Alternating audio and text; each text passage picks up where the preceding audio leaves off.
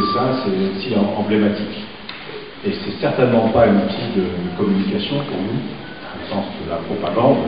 C'est un outil formidable de liberté. D'ailleurs, vous allez voir, un papillonnant dans les dessins, la plupart nous touchent, certains nous choquent, beaucoup nous critiquent, y compris en tant que personne humaine, en disant « Et toi, qu'est-ce que tu fais dans ce cas-là?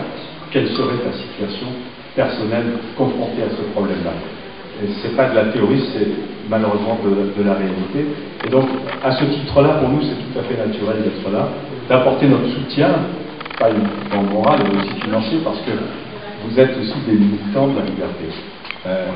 Et vous, les artistes, vous êtes aussi, je dirais, des personnes exceptionnelles. Vous êtes au front, si j'ose dire, malheureusement, sur beaucoup de choses, et pas uniquement dans les pays plus éloignés, mais également chez nous en Europe.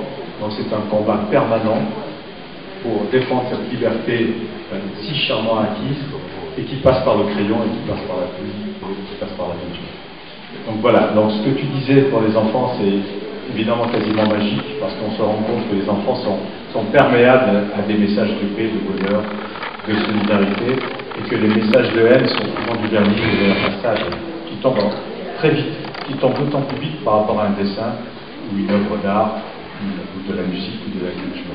Donc pour nous, la culture, c'est aussi un vecteur d'humanité et de solidarité fondamentale que nous défendons contre le fait et voilà, je m'arrêterai là et pour vous inviter, si tu le permets, à passer à côté quand vous le souhaitez, après un tour.